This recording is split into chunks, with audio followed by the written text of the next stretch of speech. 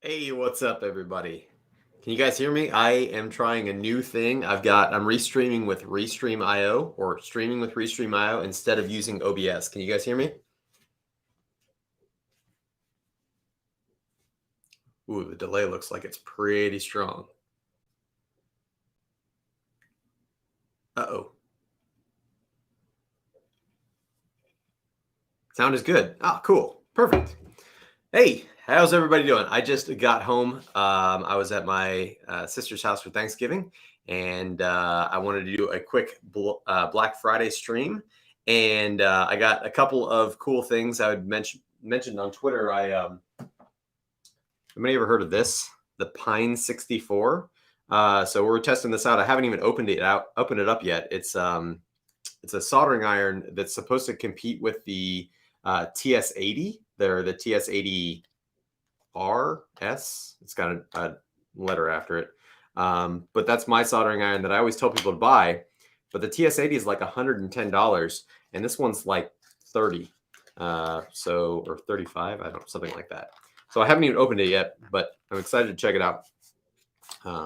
Super small. Oh, like that. Watching from Air France business class, flying from Miami to Paris. Oh, that's awesome. How's everybody doing tonight? Driveway camera. What's driveway camera? You see my driveway camera?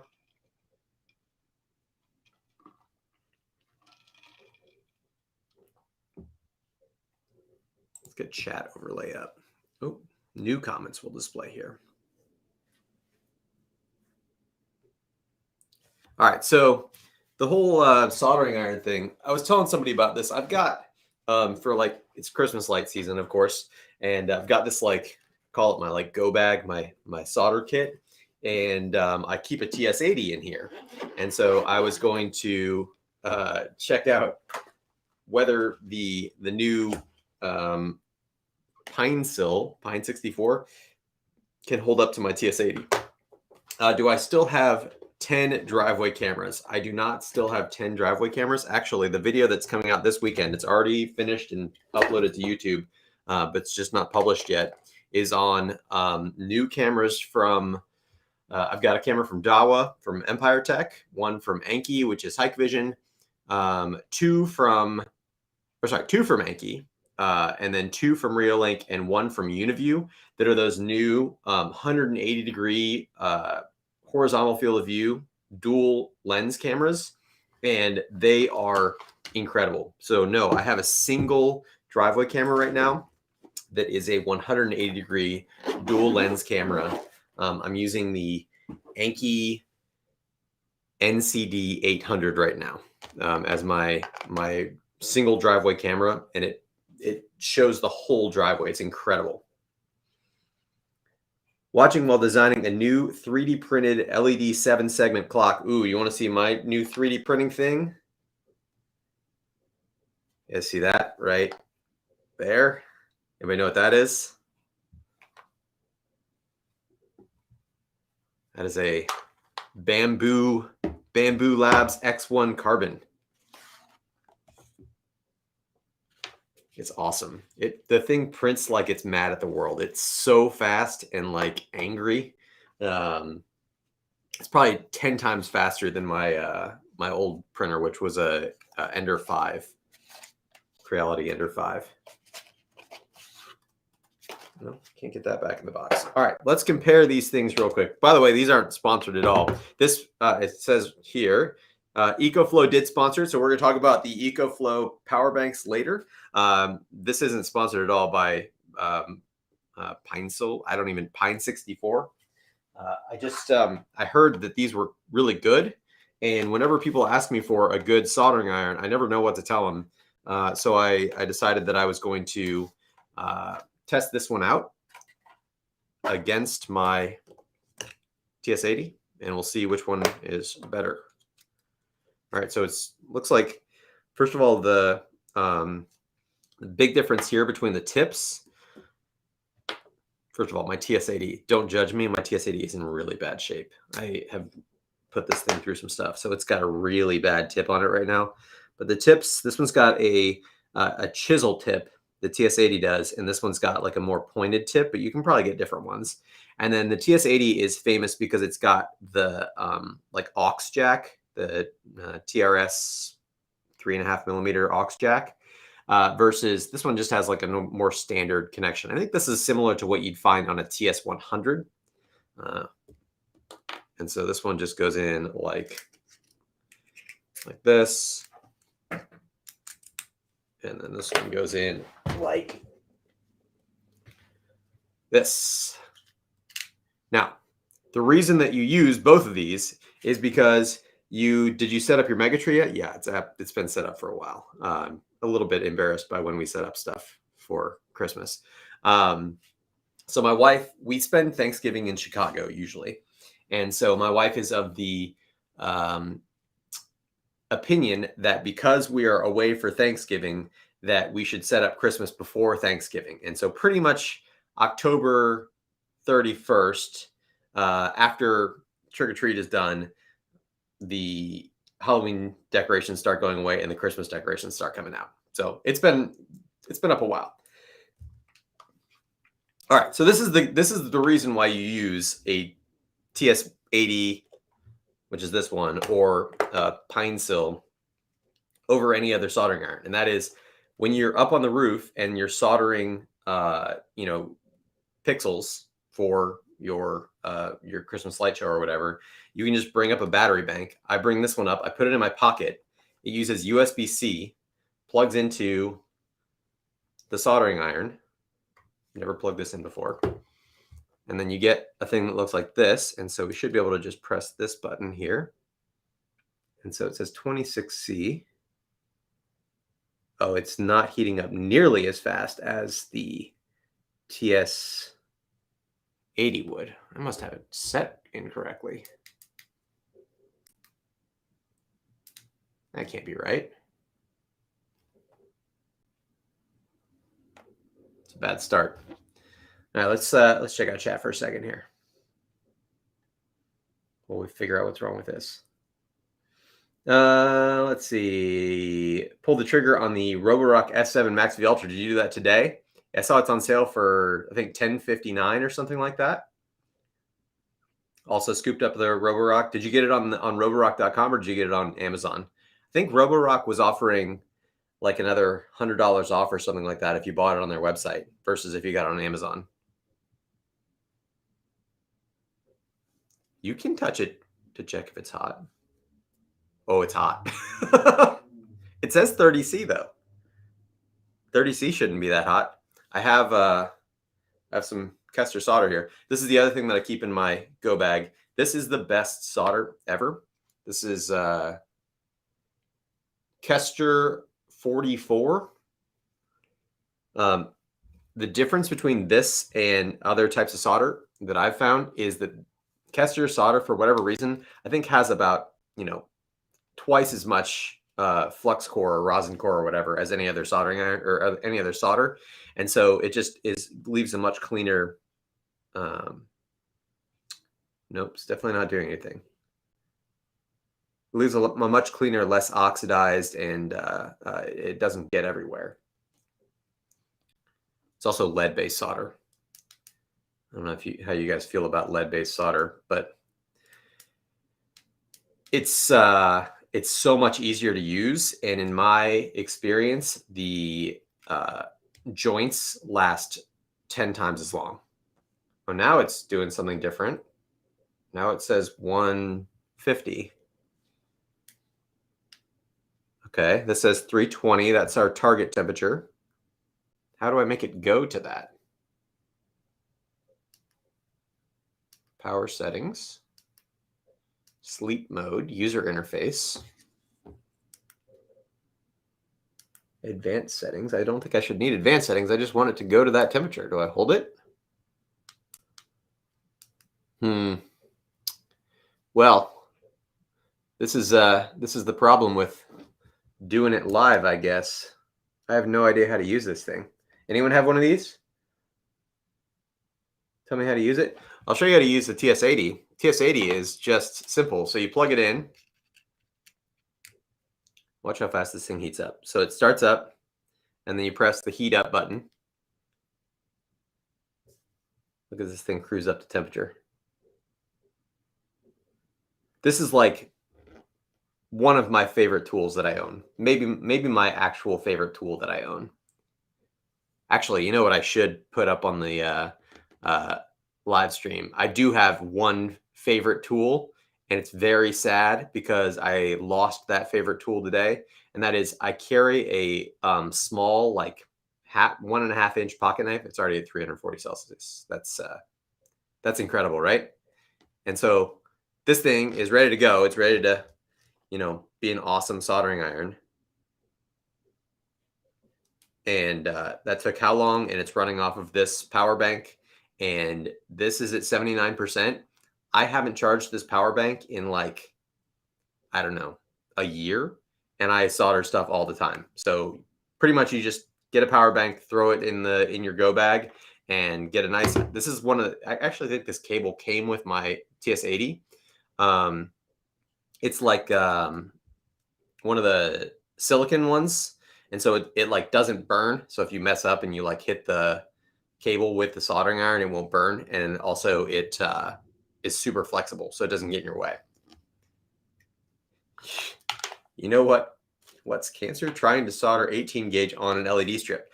It's actually not. It's just a matter of having the right solder and having the right iron. And honestly, even bigger than the iron is the solder. If you get this stuff, Kester 44, it's super thin, and so it's really easy to melt and lay down. And then it also, like I said, it's got about twice as much rosin as any other solder does, and so it makes everything super easy. What power bank is this? I don't know. INAU. It was one of the ones. So I bought a bunch when I made my Samsung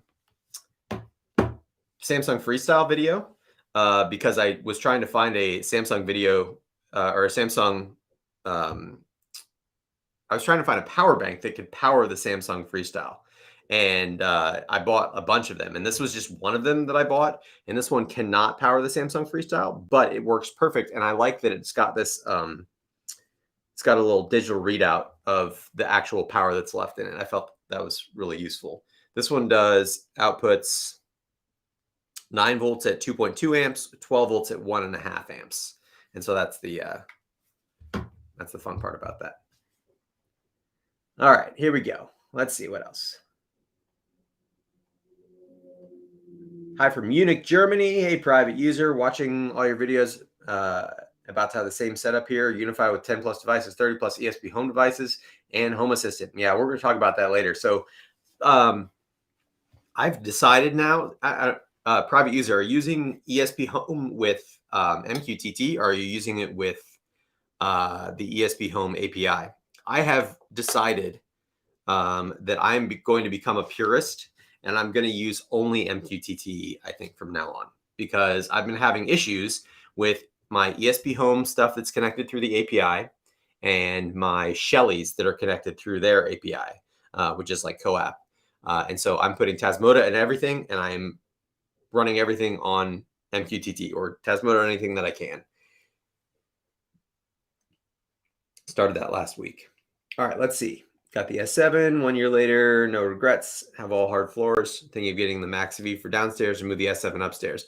Yeah, I think actually, not that you want to have 2 apps or anything, but for all hard floors, I think the Omni is slightly better. The Dbot X1 Omni, it's a little cheaper than the Max V, the S7 Max V, and I think the mopping is a little bit better.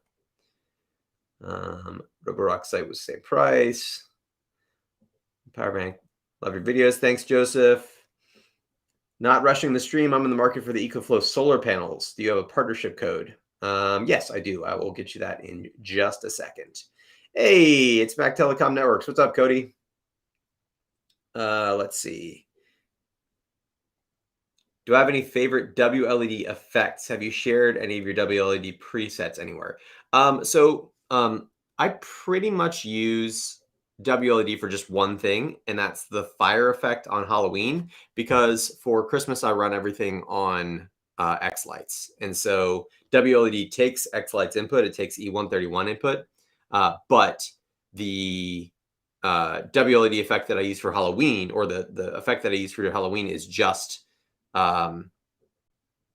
WLED Fire 2012, and then I have it set up in like segments, and so it like climbs up the roof in the right places. And then on the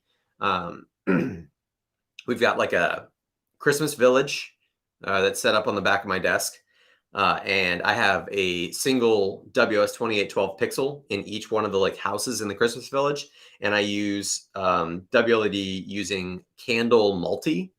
And that's the one that like makes it look like it's flickering. And that one looks pretty cool. Leonardo says, I heard I'm moving away from UniFi and looking at Omada stuff. That's a story right there. So I was actually on Omada for the better part of this year. About 9 or 10 months of this year, I've been on Omada. And Omada has 2 problems. Number one, they don't support MDNS repeating. And number 2, they don't support stateful firewall rules, which is a huge deal. It's basically a deal breaker. And so they actually, I believe, just published those 2 things. They now support stateful firewall rules and MDNS repeating, but I switched back to a UniFi network, so I haven't had time to use it yet. I think probably after CES this year, like in January, I'm going to go and change back over to Omada and check it out again. But when I was using it, I can tell you, number one, the access points on Omada are more reliable than the access points on UniFi. And number 2, I had less issues on Omada where I needed to reboot things. For whatever reason, and maybe Cody, if you're still in the chat, you can help me with this. For whatever reason, about every 2 weeks, I just need to go into the UniFi console, and I need to go to my Dream Machine Pro and go to management and hit reboot, because I have these weird issues with like local devices where it won't pull up a local HTTP interface for, let's say, a switch or a bulb or something like that that's running on Wi-Fi, running Tasmota, and I just reboot my Dream Machine Pro, and then everything works awesome after that. But I have no idea why it needs to do that. And it's really annoying because, sometimes it comes to a crawl while I'm sleeping or something. And my wife will wake up in the morning and she'll hit a light switch and it takes 30 seconds to turn on. And that's the kind of thing that like is not okay. I don't think is okay in my smart home. I want everything to just, work. And I hate having to troubleshoot things like that. And for the most part, when I was on Omada, it did. But the problem was I couldn't make Omada as secure as I wanted it to be. It was a mess. That's odd. I rarely ever reboot. I have customers on the UDM Pro of uptime over a year.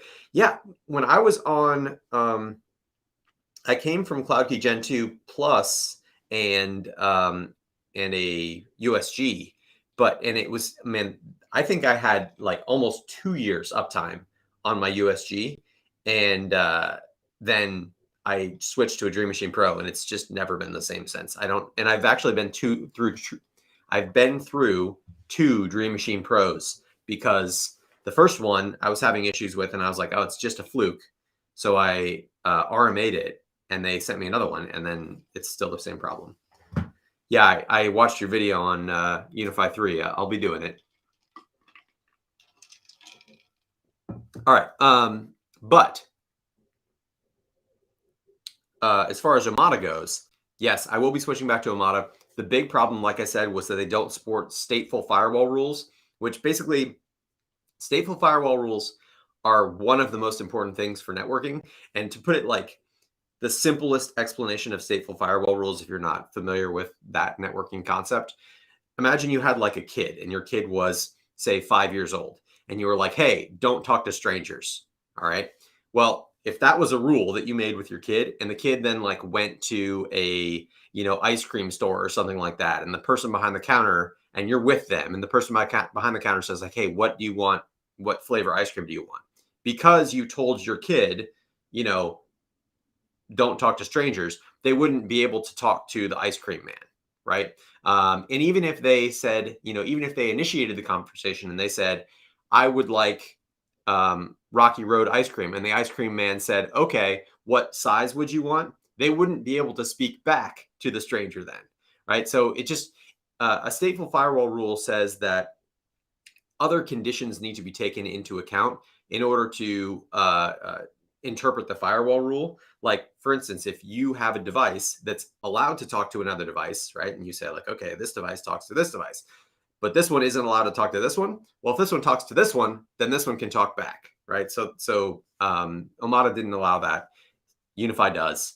And that's obviously a very important thing when we're talking about IoT devices, because you want to be able to talk to an IoT device, but you don't want an IoT device to be able to initiate a conversation with some other device on your network. I don't know, Cody, if you've done it, but I think that Omada update just came out like last week. Evan, I agree with you on that. The other crazy thing about Omada firewall rules is every Omada device handles the firewall rules on its own. So that means that you can write a firewall rule for an Omada access point, and it can handle layer 2 firewall rules on the access point. So it's not just going to rely on, going back to a switch. The same thing. You can write a layer 2 firewall rule on the switch. You can write a layer 3 firewall rule on the gateway. But if that traffic never touches the gateway, then it doesn't do anything. So it requires a little bit more knowledge of the network topology in order to get the right firewall rules set.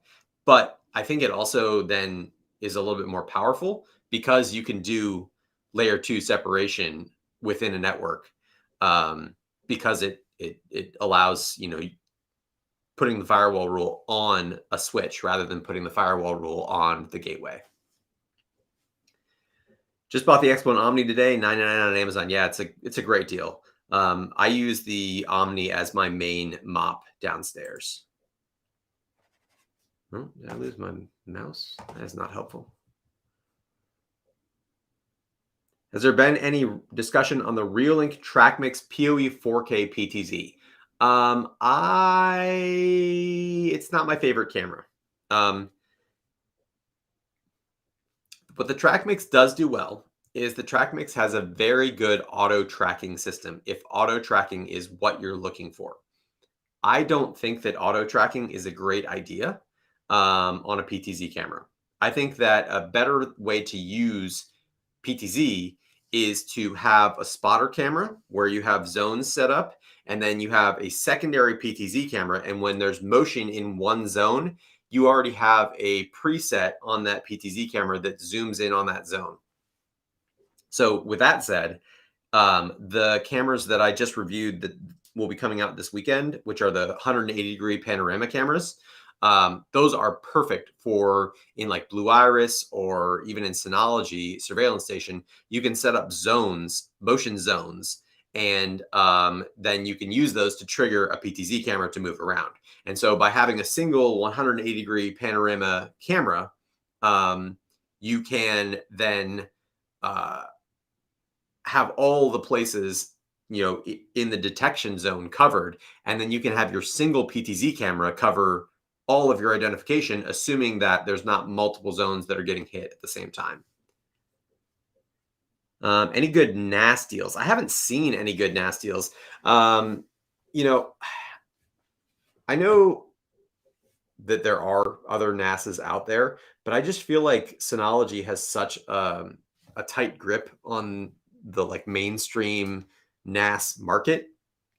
And as a result, I feel like they don't ever give really good deals. They don't do good deals. Let's see here. PFSense network.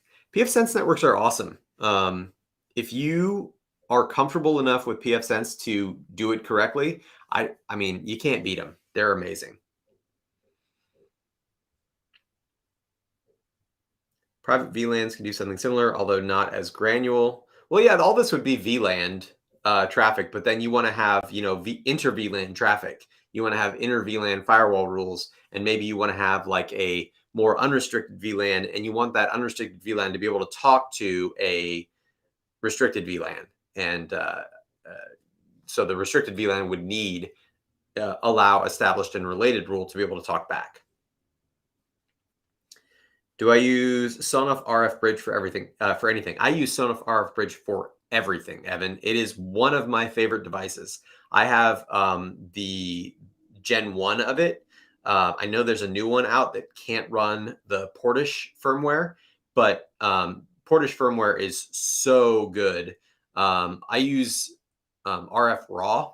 I don't know if you know about that. So like basically, a lot of times on the RF bridge, if you have Tasmota on it, you'll press the button on whatever remote you're using, and nothing shows up in the console. But if you're using RF Raw, I think it's RF Raw 177 is the command you can use once you have the Portish firmware on there. It shows you the the raw dump of any RF signals that it gets. And I have yet to find a device that I cannot control with that. I can control, that's not true. I have a couple devices that I can't that use like the rolling stuff, the rolling codes. But I can control like my ceiling fan that's outside. I can control all the like blinds that are in my daughter's room, which are RF based. I can control both of the Vivid Storm floor rising projector screens that I have. All that stuff is RF, and I use RF for everything. The other thing that I just got a, I'm going to do a video probably in late January on universal remotes. So I've got the unfolded circle is going to be in the video, which is the one that's supposed to have a direct Home Assistant integration, right? I've got the Sofa Baton, which I can never remember the right name. I always want to call it the Couch Commander, but it is the Sofa Baton.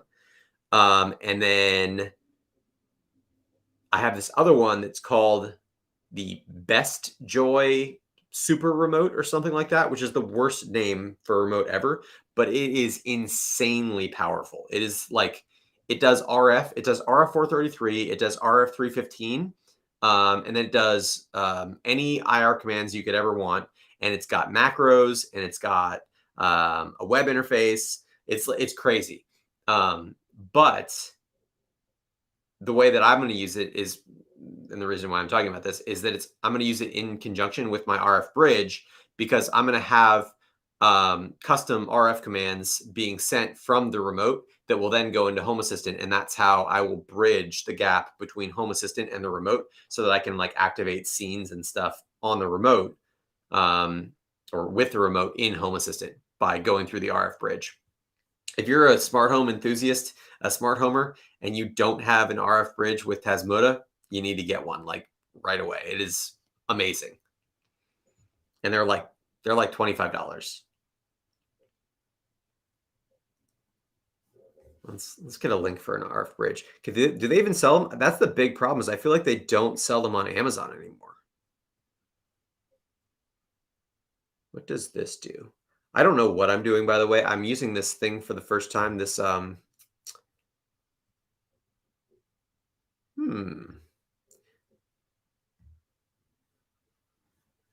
unfull screen, minimize. Hey, look at that. I did a thing. If we go here, then I'm pictured to this tab.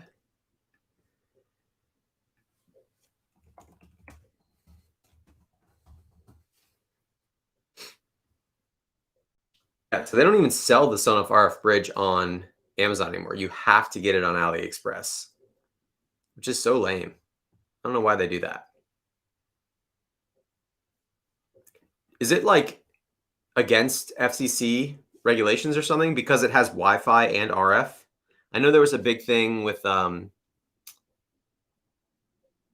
Assistant that they couldn't put two radios in the Home Assistant Yellow because there's some FCC regulation against it. And I wonder if that's why they don't sell the RF bridge on Amazon.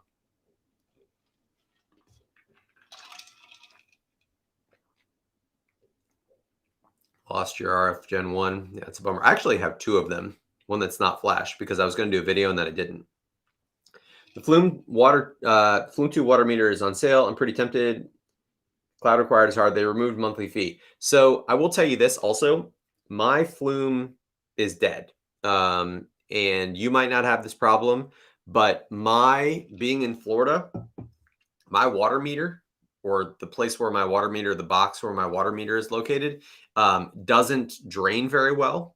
And so my water meter got, overflowed with water, and it popped open, like dirt came in and stuff also, and it popped open the Flume sensor that goes on the water meter, and it just died. It got water in it, and the overall device is waterproof as long as it's sealed really tight. But when it popped off, the closure isn't very good. I think if you are going to use it, you should definitely close it up and then maybe wrap some tape around it or something, because mine just popped open and water came in and I lost the whole thing. Let's see. If you had the money to upgrade your network, get rid of the CenturyLink modem, start running Home Assistant, what equipment would I recommend? I think I would recommend you wait just a tad longer. Like I said, Cody mentioned that UniFi 3.0 OS is coming out, and that's going to be a big deal. And TP-Link Omada has some really big publishes that are coming out too. And CES is about to happen in January, and that's big announcements always get made at CES. So I think waiting on a home network upgrade might be the best plan right now. Wait until January, or at least mid-December, until we start seeing, what's happening with these different network options. But UniFi is certainly honestly, the best part about UniFi is that if you want to find out how to do something with UniFi, you can just go on YouTube, and there's going to be, 2 or 3 videos at least telling you exactly how to do what you're going to do. And that doesn't exist yet with Omada. Omada has a very small number of channels devoted to them. And so if you want to know how to do something very specific, you might not have any information at all, and you might be going off forum posts or, not great information. I really think that the Omada access points act better than UniFi access points do, but they just have software issues right now as far as the overall controller.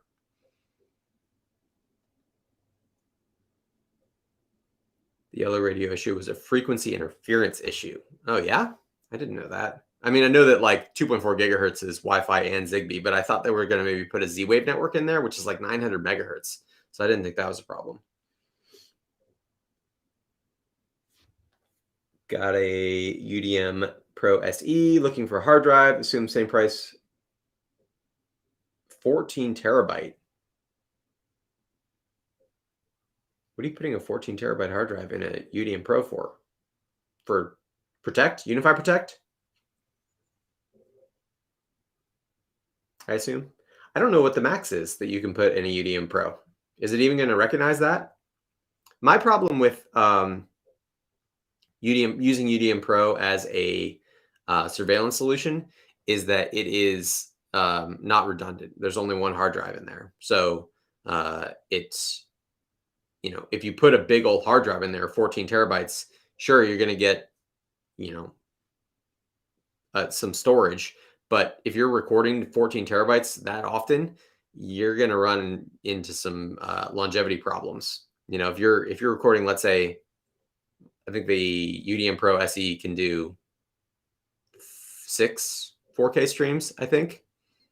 If you're recording 6 4K streams 24/7, you're going to get a lot of, longevity out of that, as far as being able to record a lot of events or a lot of 24/7 footage. But I think that hard drive might not do very well, especially because the Dream Machine Pro tends to get pretty hot, and pretty hot is not good for hard drives. Hey, what's up, Hermanto? Thank you for your videos. Thank you for watching them. Let's talk about EcoFlow for a second. So these are, fairly recent onto the market, but I feel like there's so many now, so many different brands. EcoFlow has kind of come out as being like one of the big brands or the biggest brand in battery banks, and they've got a bunch of them. And I have been super blown away at how often I use them. Now, some of the things I use them for, it's out of laziness, but I also live in Florida, and so we've had some real uses for them as well. I've got two behind me here. This one is the EcoFlow River Max.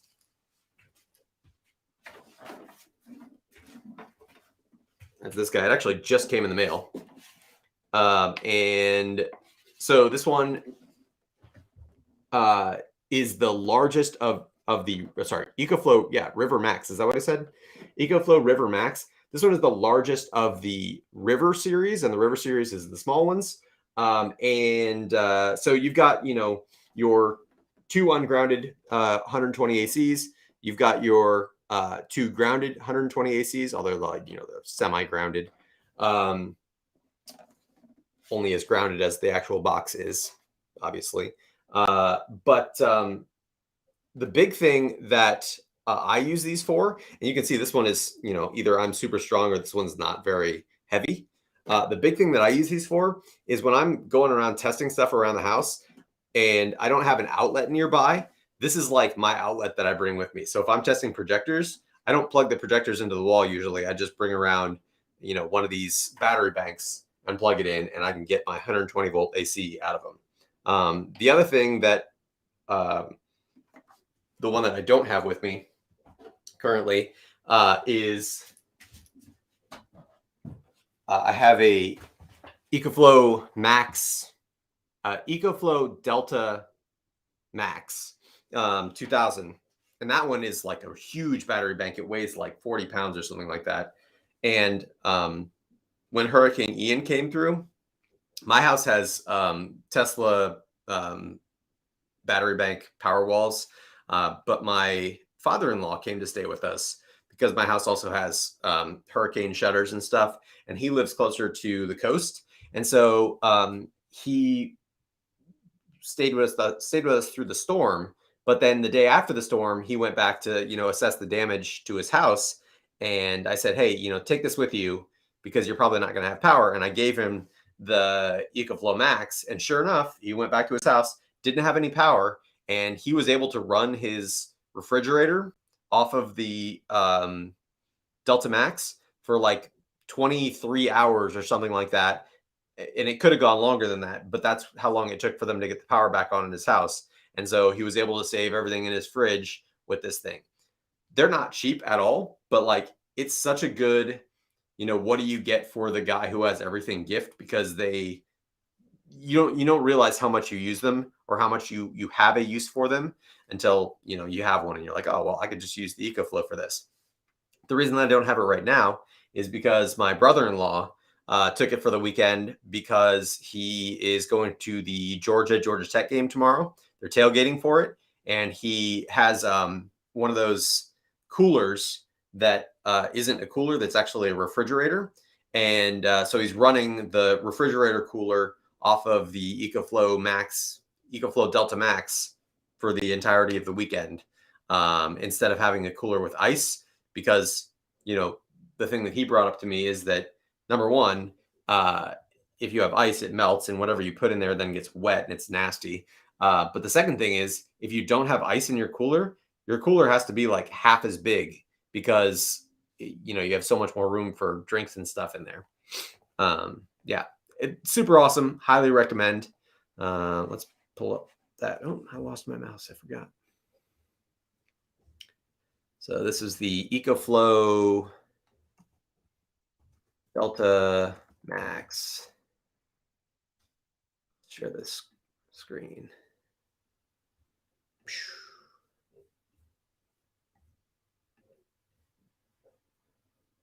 Yeah, it's this one is the one that he's using right now. And I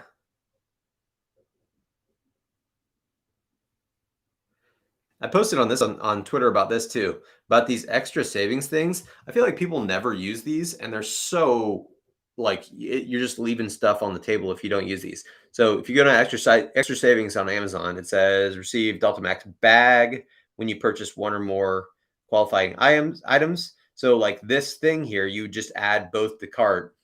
Oh, it's going to make me log in. We're not going to do that.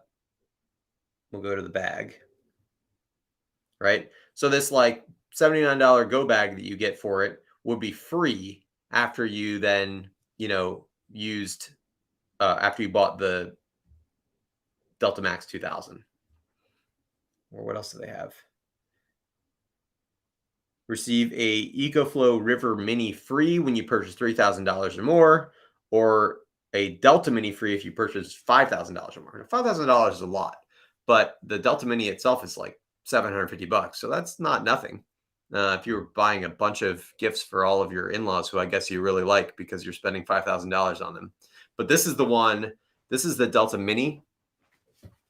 That's this guy, and this is the one that I actually use.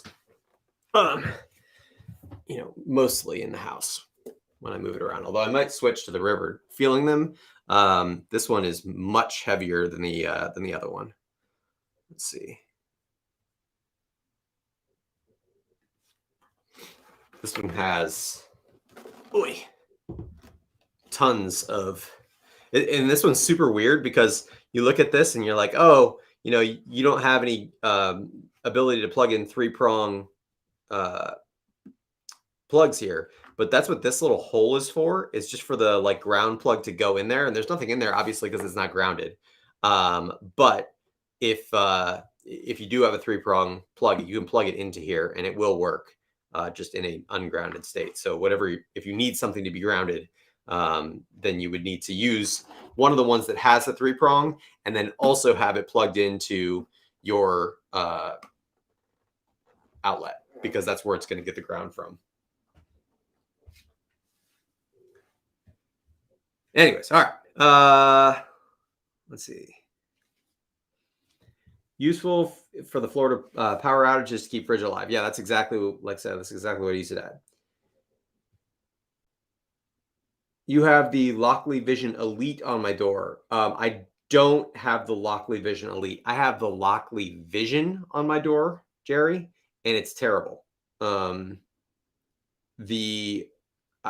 will say I think Lockley makes the best smart door locks, but the Lockley Vision was a failed product in my opinion. So the Lockley Vision is a Lockley Pro with a camera in it, and it's supposed to like act as a doorbell.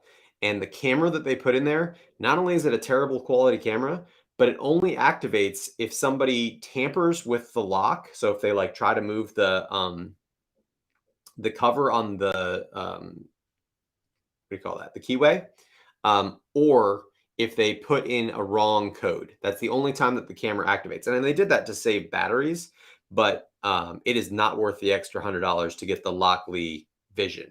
Now, I've heard that the Lockley Elite Vision, that I think they added a solar panel on top and they added a rechargeable battery, and I've heard it is much better.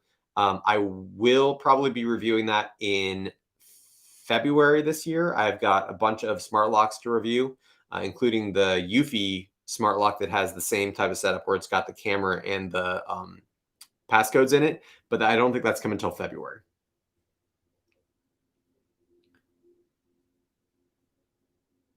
Happy Black Friday, Thanksgiving hookup. The man of the people, true 2400 level expert. Oh, I was reading that and I was like, who is this person that would say that I'm a 2400 level expert?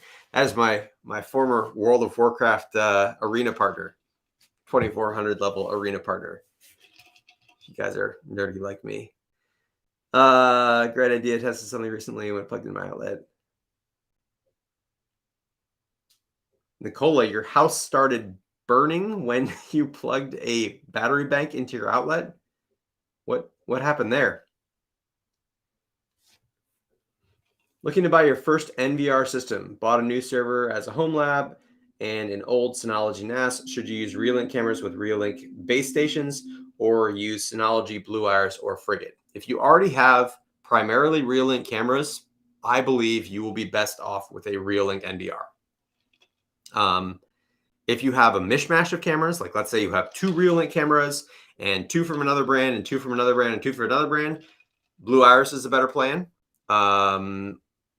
As I said in my NVR showdown video, I don't know that Synology is really the best plan ever.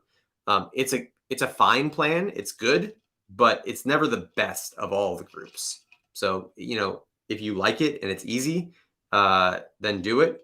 But it's never the best option. Synology is just fine. It's fine.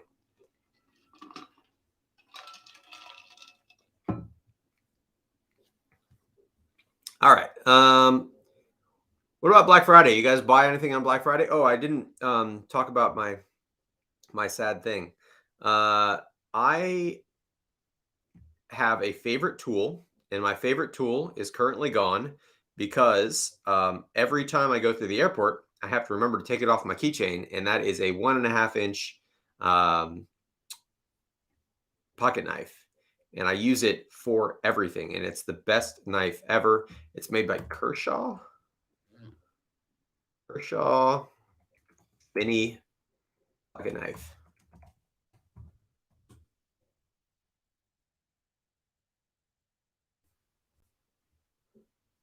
Oh, that looks cool. What's that? I don't see it. All right, we got to go. Hopefully we're not sharing sensitive information here. I can't tell what's happening. All right. We got to find this knife because it's amazing. I need to order a new one anyways. So I've ordered this thing twice because I left it, or I brought it through the airport another time, and it worked out poorly for me. They stopped me at security, and then when I was going to visit my sister this time, I remembered to put it in my carry-on baggage. That's the one. I remember to put it in my carry-on baggage when I was going there, and then I forgot on the way home, so I lost it. It looks like this. It's $13. If you, I know that I'm like a tech YouTube channel, but if you're going to buy anything that I've ever told you to buy, this is the thing, right? You will never realize how much you need a 1.5 inch pocket knife until you have a 1.5 inch pocket knife, and you'll use it for every single thing in your life. You can use it. The tip of it is strong enough where if you have a Phillips head or a flathead screwdriver, or flathead screw rather, and you only brought like a Phillips head screwdriver, you're like, oh crap, I can't take this out. The tip is strong enough to handle that, to use as a screwdriver. It's got a nice locking mechanism, so you can like actually use it to cut stuff. I use it, you know, for opening boxes all the time. That's probably its main use, but it goes on my keychain, and it's just awesome. I cannot recommend this knife enough. It is like my favorite tool that I own. So yeah, that's that. All right, let's talk about this again. Does anybody have this? The Pine 64 soldering iron? Because I cannot make it work. And if I have to read a manual on stream, I think I'm going to lose a lot of street cred. But we're going to do it anyways. We need to make sure it works. Quick start. That wasn't a very quick start. How do we do it? Basic functionality. Once you plug the pencil into a suitable power source, it will power on, display image representing a hot iron. Pressing the plus button on the main screen will start heating up the soldering tip. Thought that's what we did.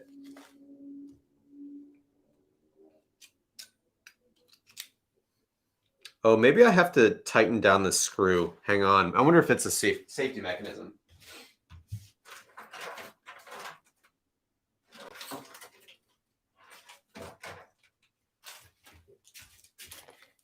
Because it's not like a quick release, like the TS80 is, it's got a screw to hold down the tip right here.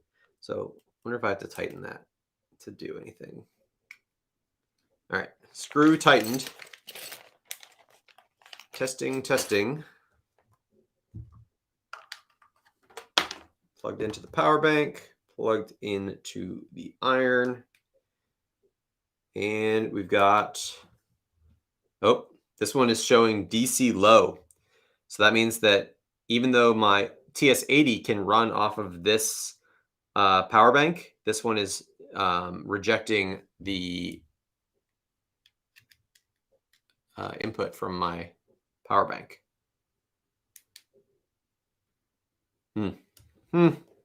Maybe spending the extra money is worth it. Here's my TS80. TS80 has no problem with that power bank. Heats up just fast, or just fine. You can see it's actually running. This one has a voltage on it. It says 8.87 volts, which should be fine, right? Where is the Pinecil? Oh, you know what? So this one, the TS80 runs off of 9 volts for its power source. So it's quick charge 9 volts. This one says 12 to 24 volts. So I wonder if this power bank can't supply enough voltage or enough amperage on 12 volts. It says that it says it's 1.5 amps at 12 volts. So you'd think that would be enough. Wonder what the deal is. Certainly doesn't work though. Keeps giving me the DC low complaint. Let's try.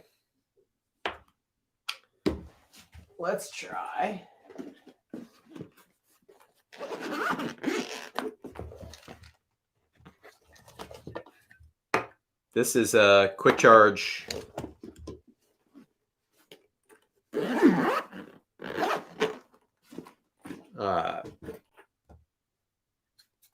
AC adapter.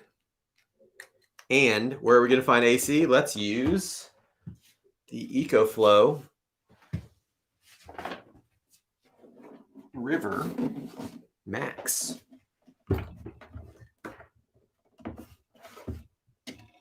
So I'm making a terrible noise. I tried to like separate my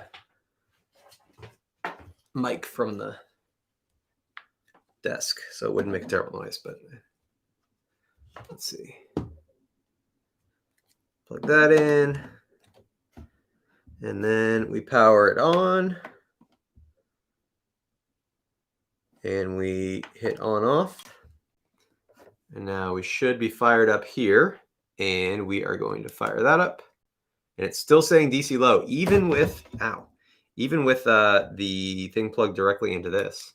All right, let's see if the EcoFlow can do it. I'm guessing this port would do it. This one says USB-C 100 watts, so that would clearly work. But I wonder if any of the USB-As can do it, if they support power delivery. DC low. Yeah, that's not a real strong showing for my first opinion of this Pine 64 soldering iron. I think I will officially still recommend the TS80. That's my go-to. Thing just works all the time. That is a bummer. I thought I was going to be able to save everybody a little bit of money. All right, let's see here.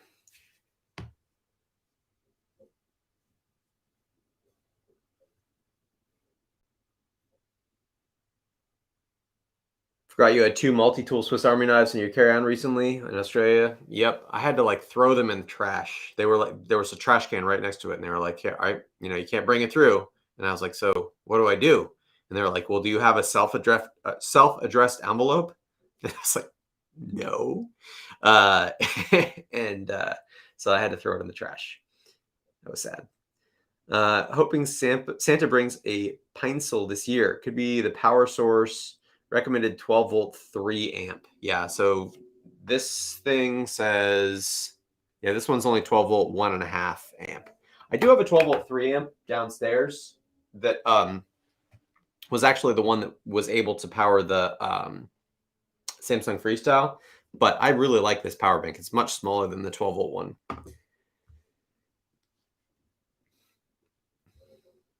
Could also be the cable. Yeah, I saw that video. Did you see that video from Great Scott last week?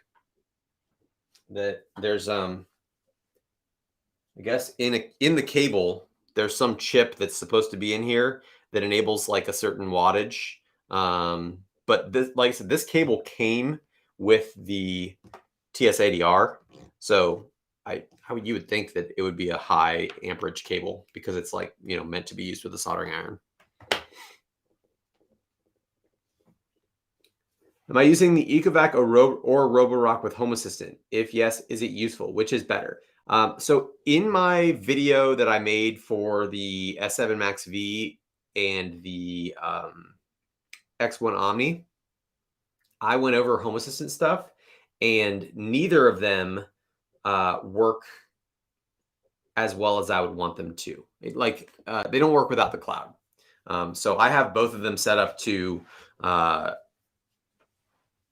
only work locally, and so that means that they can't work with Home Assistant. I just have them set up on schedules.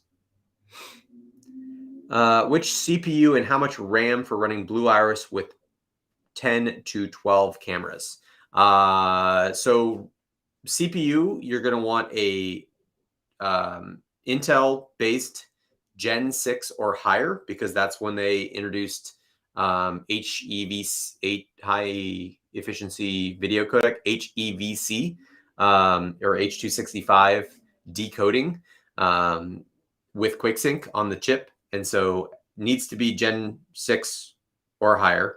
And then RAM doesn't really matter. The only thing that matters for RAM, or the only setting that RAM matters for, is your pre-record, because all the streams, if you're not recording 24/7, all the streams get recorded onto RAM and then transferred into permanent storage if a motion event happens. So if you have your pre-record set for like 30 seconds, for instance, on 9 cameras or 12 cameras, then it needs to record 30 seconds of 4K video for 12 cameras into RAM at all times. And so that can require a lot of RAM.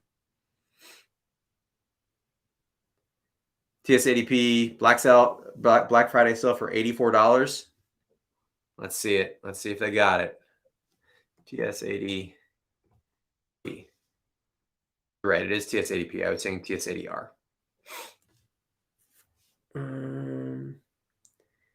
I see 95. Oh, main kit. Okay, yeah. So main kit and more kit are the two options that you get there.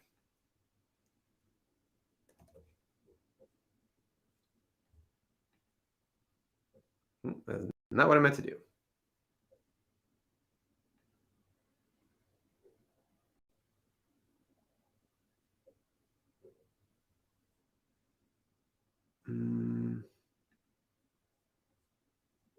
What did I just do?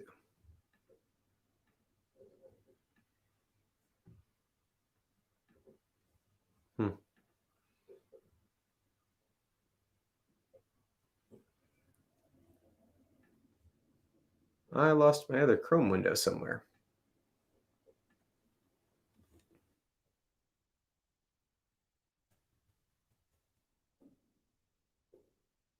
How do I even do that on a Mac? There we go.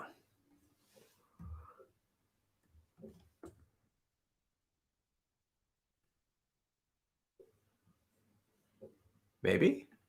Can you guys see that? No? Chrome tab.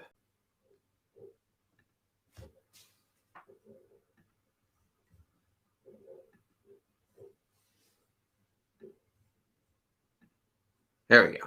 All right, so here's the TS80 And you can see that it says that the main kit here is on sale for $84. The main kit doesn't come with the awesome, the more kit comes with this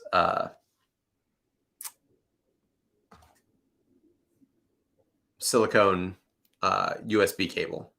I like that. I'm not sure that's worth, that's maybe worth $10. I don't know. It's a nice USB cable. This one also comes with the AC adapter, a grounding cable, which I never use ever. I don't know. Maybe you just get your own cable to buy it for $83 or $84 instead. That seems like a better deal. Is that a bamboo X1 carbon in the back? It is. That's the TS80P there in chat. Yep, that's my new X1 carbon back there. I just got that last week. It's awesome. Highly recommend. Let's see. 512 megabytes of RAM. I might go a little higher than that. Like a gig is fine, but what is Home Assistant? Home Assistant is a open source home automation platform that basically is used to tie all of your home automation stuff together. And it's compatible with, basically everything. Home Assistant.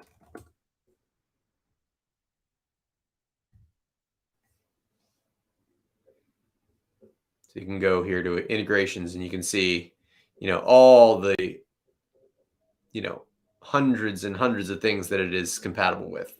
There are 2,285 things that you can integrate into Home Assistant. And then once they're in Home Assistant, you can use them all together to do automations and integrations and things like that.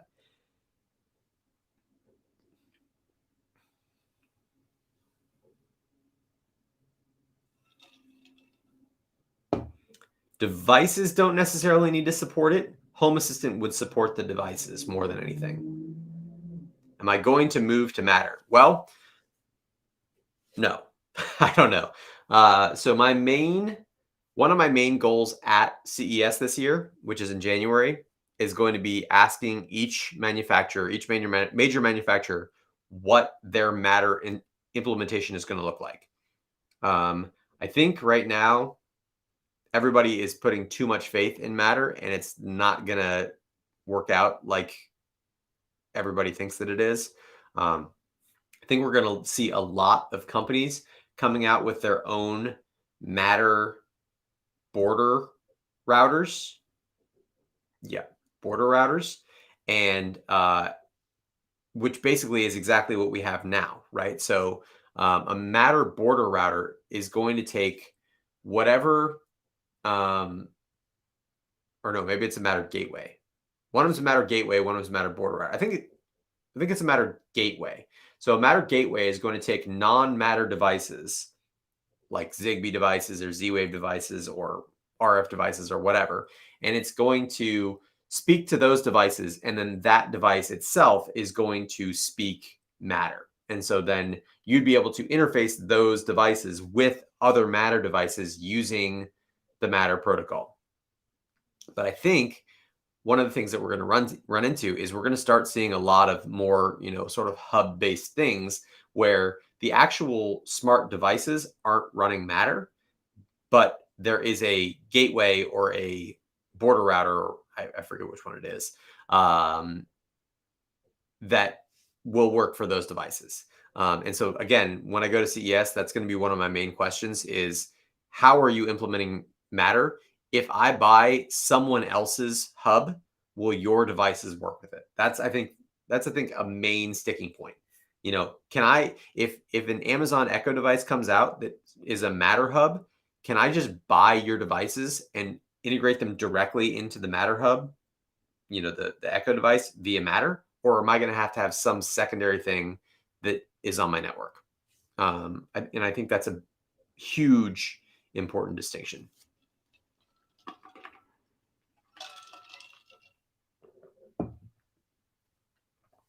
Any good deals on Shelly relays that I've seen? I don't think there were any Shelly deals that I saw this week.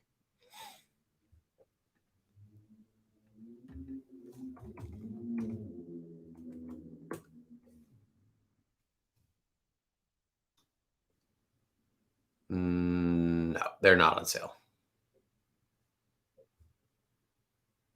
They are. They say that the Shelly 1 p.m.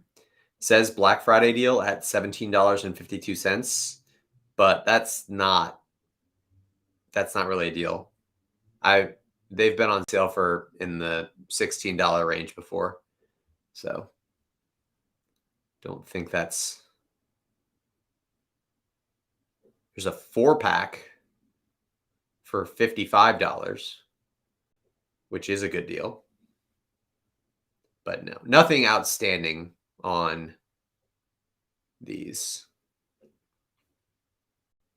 Which Shelly device are you looking at? Which one do you need? You might find deals on their actual website, but it doesn't look like on Amazon they're already good deals.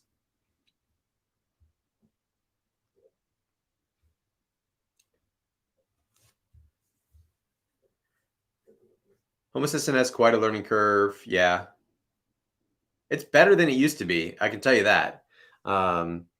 It's one of those things where I have a really hard time sort of recognizing the learning curve because I've been doing it for so long. And I think that's one of the reasons why I like it so much when other YouTubers kind of show what they're doing with Home Assistant. I know Chris from Crosstalk Solutions has done some stuff with Home Assistant, and I like to see him go through and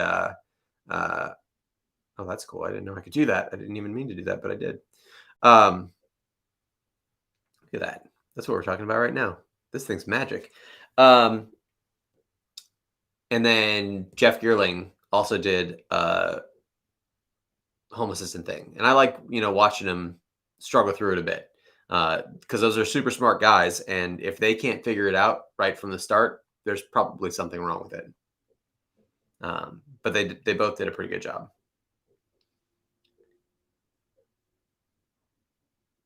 Suggestions for a motion sensor. I use Aqara motion sensors. They're great. I know that the big thing right now is using the millimeter wave motion sensors like Everything Smart Home is, like Lewis from Everything Smart Home. And if you follow, this is what we're talking about. If you follow Blackadder on Twitter, his new thing. So I don't know if you know who Blackadder is. So Blackadder is the guy who, when Tuya Convert became a thing, he set up the database for doing templates on each device for Tasmota. But since then, he's become like the how to put Tasmota on X device kind of thing, and or how to flash X device with local control stuff. And his new thing is that on Twitter, he's posting just tons and tons of deals that he's gotten off of AliExpress and then putting Tasmota on them. And he's got some pretty cool stuff. I think Blitzwolf has a millimeter wave motion sensor that like is ceiling mounted and can run Tasmota and seems to be pretty great. But Lewis from Everything Smart Home also has some pretty cool stuff with his open source everything sensor, everything motion sensor, I think it's called. Remember when you had to use YAML? Yeah, no, I just didn't do it. I used Node-RED instead when it was YAML only. Hey, Chris, how are you? Sad you missed part of this. Probably missed robot vacuum talk already. No, we can talk about robot vacuums. What do you got? Chris, what do you need to know? Can you put a link to the Home Assistant YouTube channels you mentioned? Yeah, absolutely. Everything Smart Home is the one that you should 100% be subscribed to. He makes just the best Home Assistant content. But then there's also a bunch of other ones too. Let's see some favorites. We'll go down the list.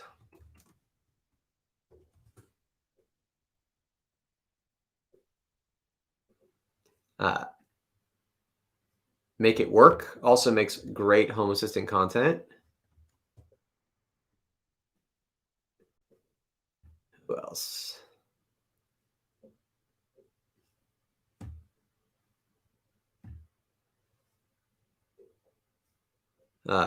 Kirill makes great stuff. Let's see here. Let's copy.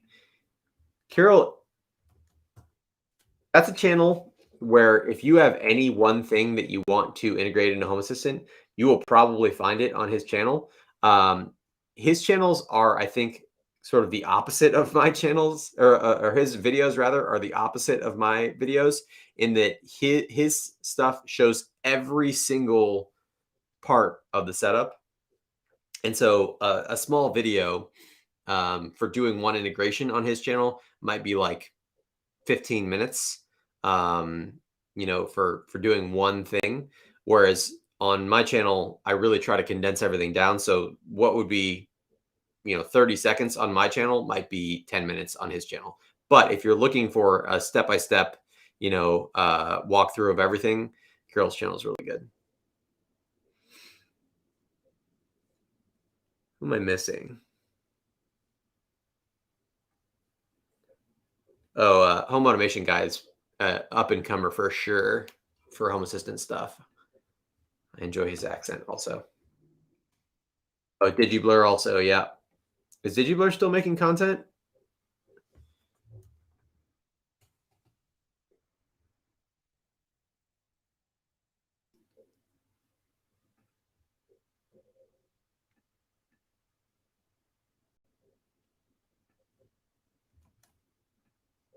Thought he stopped for a little while. Let's see. Oh, 2 days ago. No, still making stuff. All right.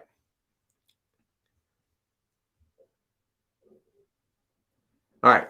Chris says all tile floor in the new house with several rugs. All right. If you have rugs and tile, the best option is the best vacuum you can get is the Robotic S7 Max V Ultra.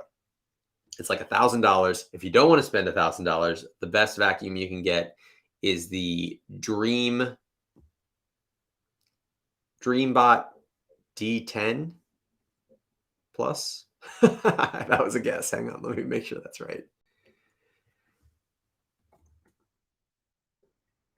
Dreambot D10 Plus.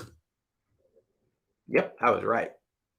Yeah, this thing now, granted, it's not going to be the same at vacuuming as the S7 Max V Ultra, but it's very good. It's very capable.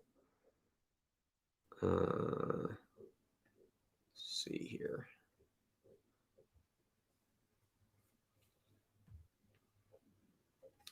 Picture in picture. There we go. This is what I use. I have upstairs, I have mostly carpet in the bedrooms, and then obviously the bathrooms. And so I mostly use the vacuuming of this. It's got a super strong vacuum. And so it does a great job with vacuuming. I also this is probably the most aggressive vacuum that I've ever tested. And what that means is it doesn't get tripped up by stuff. Like if there's a shoe on the ground or something, it'll just push it out of the way. If there's a threshold or something, people say that they've got 3/4 inch threshold or something. This thing will just ramp up it. It's super powerful. And so that's really nice. But if you're looking for the best of the best of the best, you want to, go all out. The Max V Ultra.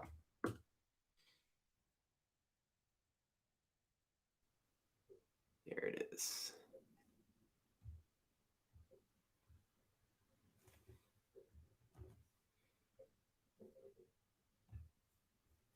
Max V Ultra.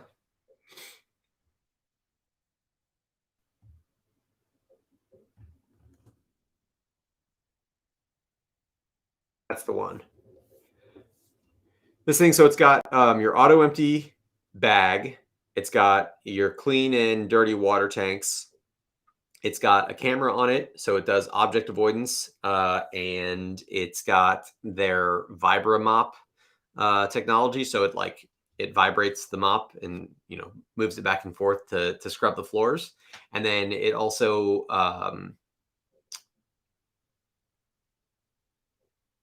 what did I miss? Moves it back and forth. It can raise the mop also. It's got Vibra Rise, they call it. Um, and so when it goes over those rugs, it'll pull the mop up so that it doesn't get the rugs wet.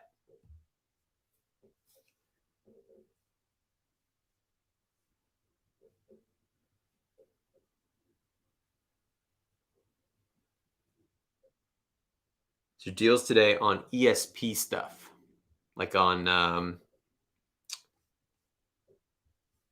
Node MCUs and stuff. Those things are so cheap. Like I think any deal that you get on a Node MCU is not really going to be crazy.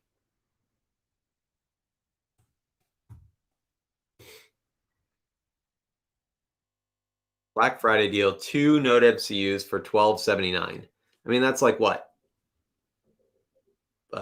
A dollar less than normal, not even a dollar less.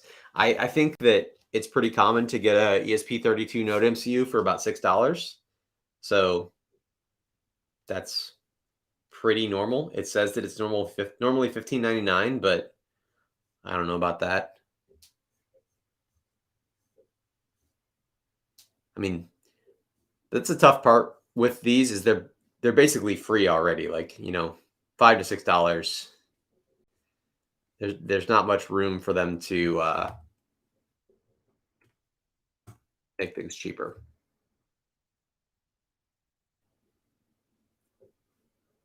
This is not a Black Friday deal, and it's a 5-pack for $18, $19. So yeah, just tough to make them any better. Here's a 3-pack for $10, so they're $3 each.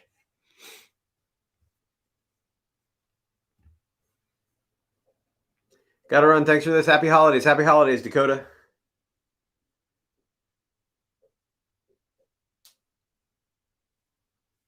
All right. Chris says object avoidance would be next level.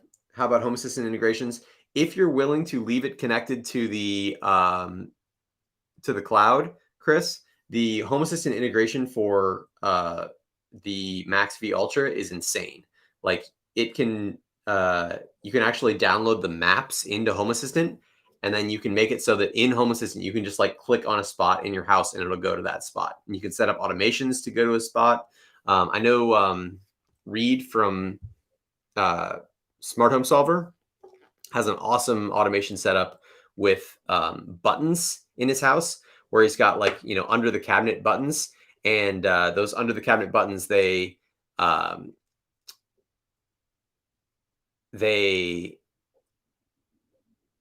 go to a certain room. So you press a button and the vacuum, goes to your kitchen.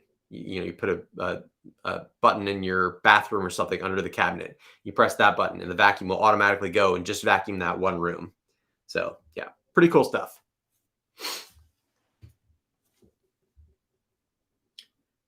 Local control or cloud needed. The only one that I know that's full local control is you can use you could. I don't know what's happened since they got acquired by Amazon, but you used to be able to do full local control on the Roomba vacuums because they have an MQTT server on them.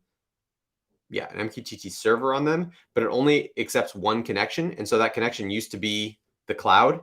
But if you use that MQTT server with Home Assistant, then it stops communicating with the cloud.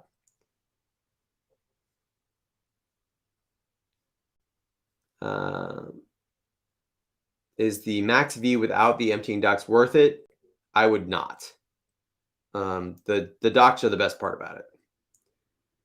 My new house, I went with Ubiquiti since I could run my home network and eventually home security. Only have the G4 doorbell at the moment, and UI cameras are pretty pricey. Should I just go with Reolink? Probably, yeah. If you go to, I've got a video on that. You can pull it up really quick. Just it's on NBRs, and if you just watch those two segments, the one on the part about UniFi Protect and the part about the real-in cameras, I think that you will decide. I don't want to play this audio. That's not too bad. All right. Share. Copy. Here's the video on that. Oh, we got some OHIO happening in chat. It's a big game tomorrow. All right, let's see here. How good is the DreamTech D10 Plus regarding privacy offline functionality? You can put Valetudo on it if you really want to. Valetudo is full offline custom firmware. There is the D10 Plus does support it. So if you're willing to go to those lengths, you can. I just put mine on my IoT network. The D10 Plus does not have a it does not have a camera on it, and so it's minimally invasive. And I just have it on my IoT network. In my IoT network, how that works is devices. It's basically like a guest network, so they can communicate with the internet, but they can't communicate with each other or with other devices on my network.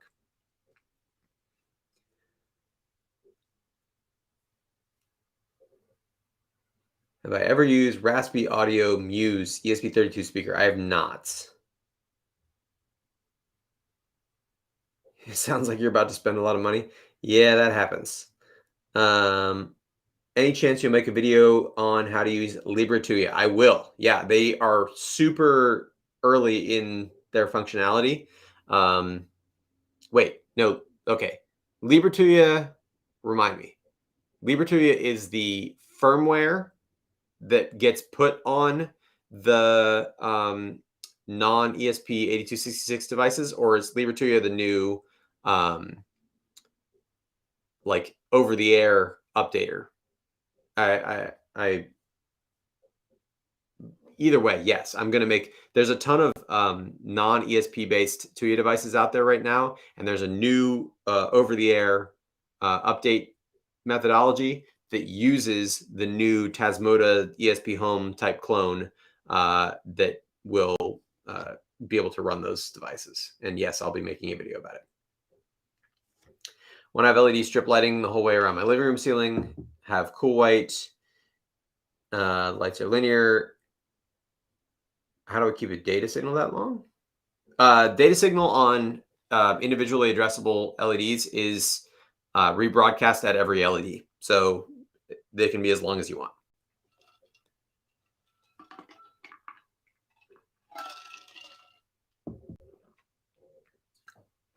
I abandoned UniFi for TP-Link Omada, Chris, and then I am back on UniFi right now.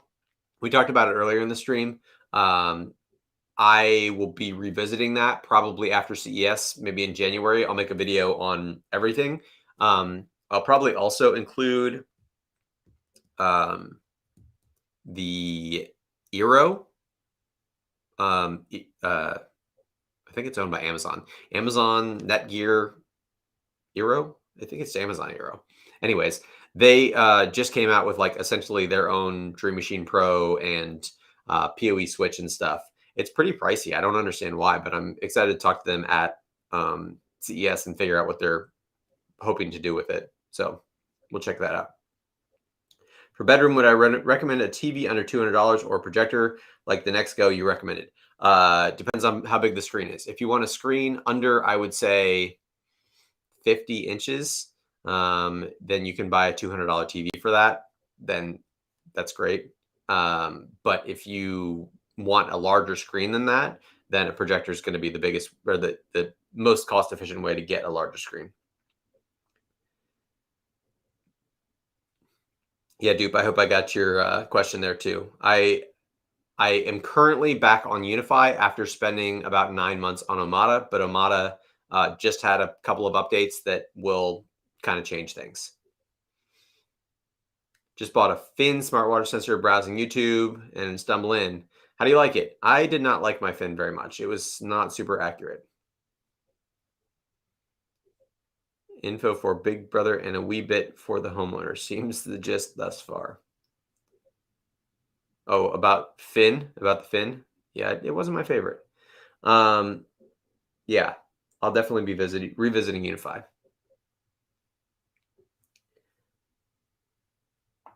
Do I know a way to use global stuff Tuya without a cloud? Is it possible? Yeah, there's a ton of different ways to use Tuya without the cloud. There's Tuya Local, which is a Home Assistant add-on, which basically captures the data before it can go out to the cloud. And then there is Home Assistant, or there's the Libre Tuya, where you can flash different things on it, different firmwares. We're going to go for 6 more minutes. I'm going to stop at 9:30 Eastern here. What channel do I recommend for outdoor LED strips?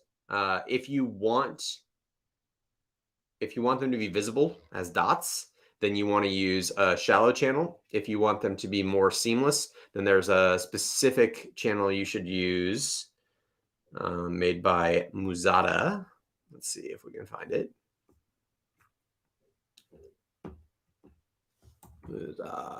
Spotless channel. This one that's got the like thicker curved tops. This one's really good at diffusing. Let's see here. Oh, you probably can't see what I'm seeing. Huh? Let's see. That was a fail. Go back. Those.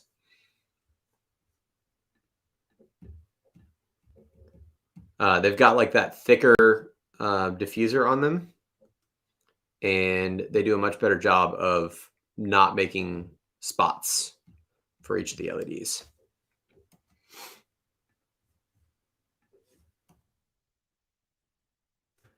Let's see here. Go back to that.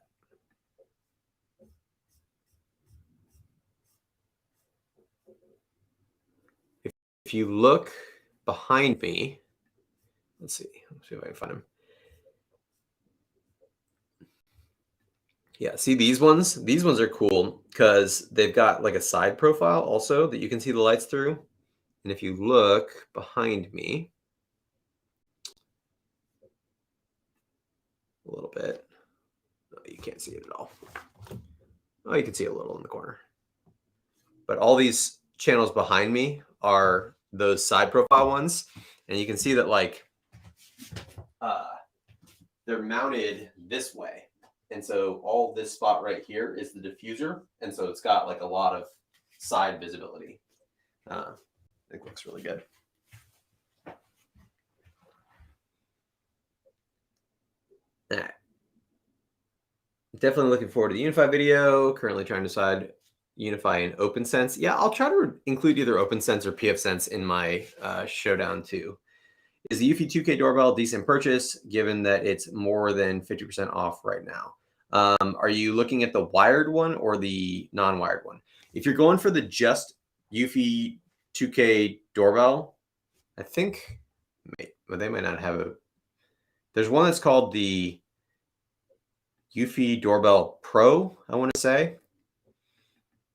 Eufy Doorbell Pro.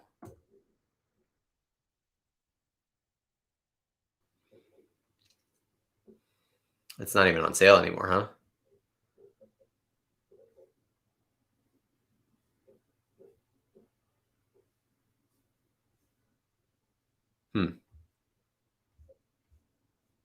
This one used to be able to do 24/7 recording to the home base.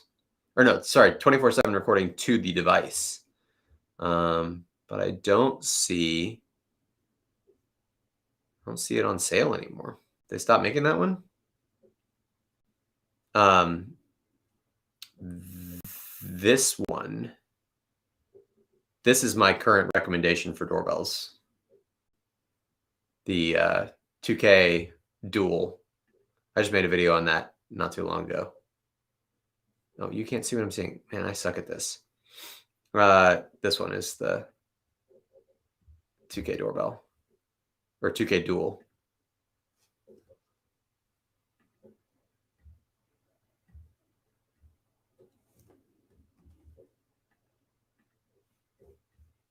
That one. But here, I'll go back because now you can see what I'm seeing. This one, Eufy Doorbell Pro. This is what it used to look like. Eufy Video Doorbell 2K Pro wired. And this one could record 24/7. But it's not for sale anymore.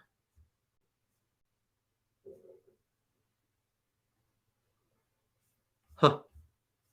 Wonder why. Oh, there was a... No? I don't know. I don't know why they stopped selling that. It was the only Eufy doorbell to ever support 24/7 recording of video.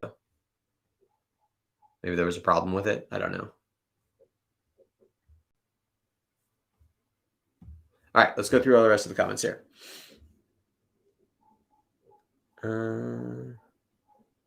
If I had to build a PC to run Home Assistant, Plex, Blue Iris, what specs would you select? I have a video on that.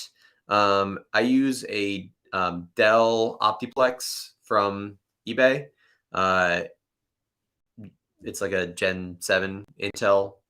You don't need very much to run all those things. That's what I run everything. I run Blue Iris, Plex, and Home Assistant all on the same server. And it's a Dell Optiplex 7050 that I got on eBay.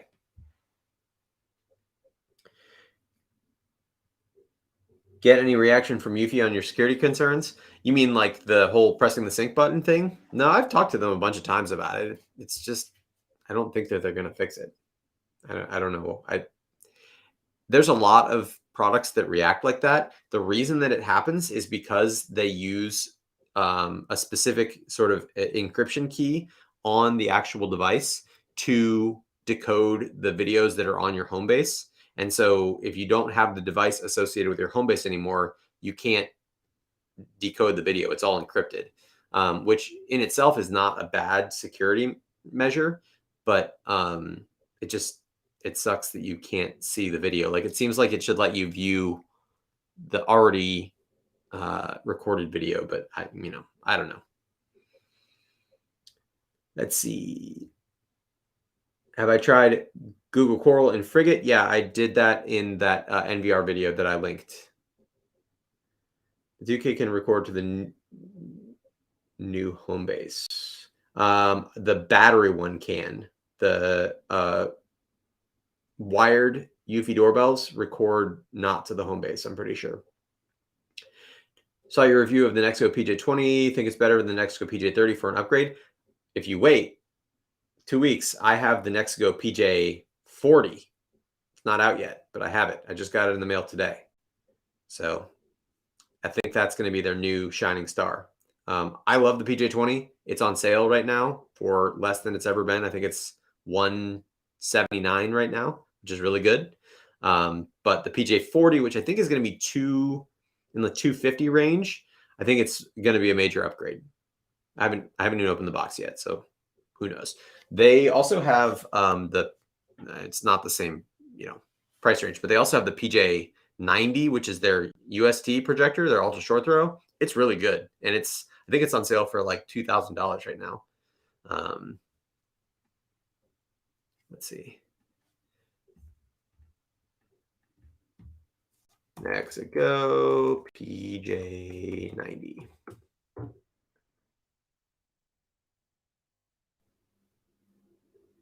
Yeah, so it's $2,150 right now with $150 off. So you're under $2,000 for a 2500 ANSI lumen 4K projector, USD projector.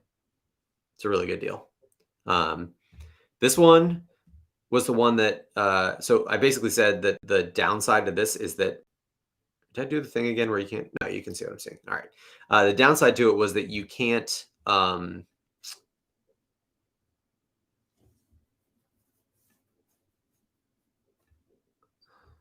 on. Can't do two things at once, I guess. The moo everyone. Hey, unexpected maker. What's up, Sion? How's things, man? Yeah, so the downside to the PJ90 is that it's slightly worse than the XGME Aura in every stat. I'm talking like teeny bit. So it's a teeny bit less bright. It's a teeny bit less contrast. It's a teeny bit less sharp, right? Like every single thing is just a little bit less than the XGME Aura, but it's like $300 less money. So that makes sense. And then the other thing that's crazy, let me get it out really quick because I feel like the video that I made was not good at showing this. But ultra short throw projectors are generally super big. But this one, you can't see. Hang on. But this one is significantly less big. I mean, this is like a teeny tiny ultra short throw projector. And if you looked at this versus like the XGME Aura, the Aura is like, you know, twice as big as this at least. And this one is, you know, almost as good. So yeah, it's a pretty good deal. If you're looking for a more compact UST, this is definitely the way to go. Also, there's a little bit of shadiness that's happening where if you look at this and then you look at the projector, the ultra short throw from ViewSonic, they're like oddly similar looking, but the ViewSonic one is like $500 more.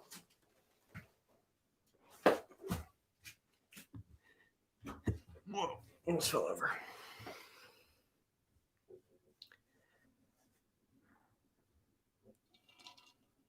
Yeah, Sian, I don't stream very much. I don't understand how you do it. It's very tiring. All right, hesitant to buy the Eufy Dual 2K because quite a few reviews say they've had connectivity issues. Wired version. I can tell you, I had a lot of doorbells. I had like 20, 26, I think, doorbells total that I tested. And I had connectivity issues with some of them. The ones that specifically didn't have or had the best connectivity were the Ring doorbells and the Eufy doorbells. Everything else had less connectivity than that. And the worst one was the Logitech Circle. That one had horrible connectivity.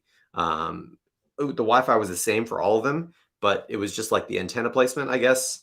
The Eufy Dual was pretty good.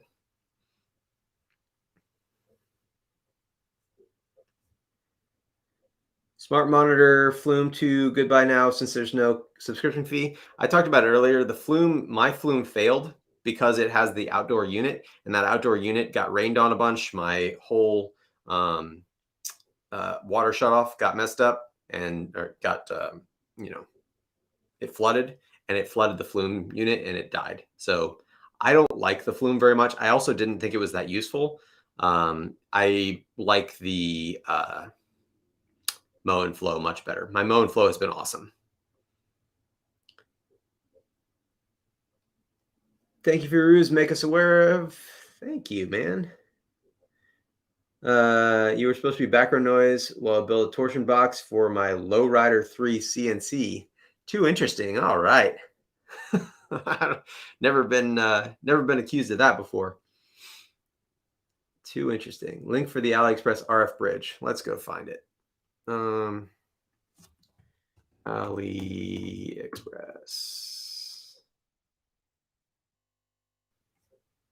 Oh, that was weird.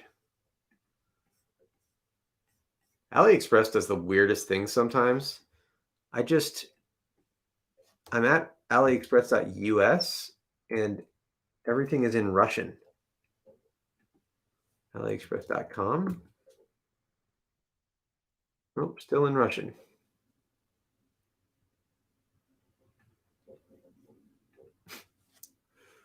Okay.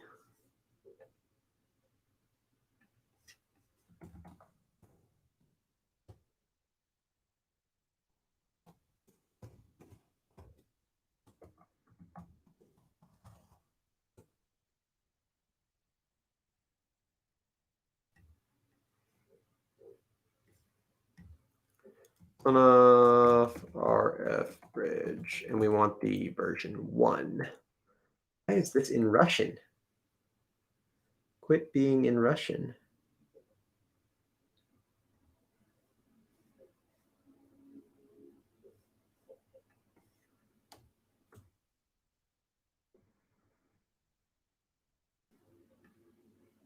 Anyone know why this is in Russian?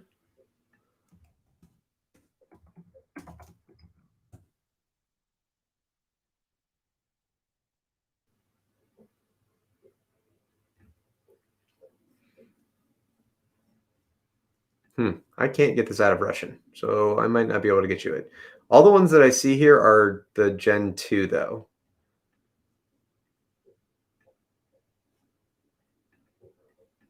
We want R1. Yeah, I don't see the R1 anywhere. Are they still selling it? You might have to get it from actual iTeed. I don't see it on AliExpress at all, at least on AliExpress US. Thoughts on the Wisecam V3 Pro? I don't like Wisecams.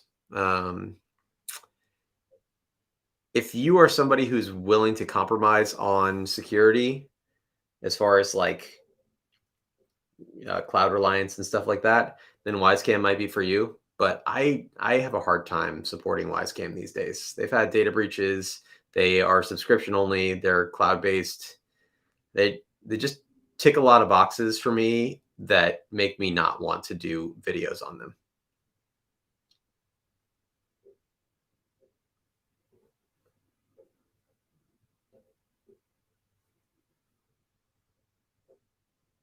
All right, I'm going to sign off. One last time, thank you to EcoFlow for sponsoring this video. If you check out the links in the description, I've got links to all the ones that we talked about today, which are the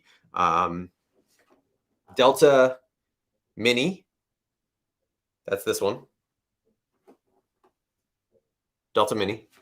The River Max. That's this one. And the Delta Max, which again is in my brother-in-law's truck currently going to the Georgia State game. Hope everybody had a great night. Hope everybody had a great Thanksgiving. Go USA in the World Cup, and go Buckeyes tomorrow. And going already? Yeah, sorry, man. This is 1 hour and 44 minutes, it says. But I really liked this whole interface here on Restream.io. I didn't even use OBS for this at all. I just did it all on their web-based stuff. So I might do it more since it's so much easier now with that. But yeah, y'all have a good night, and I will catch you on the next one.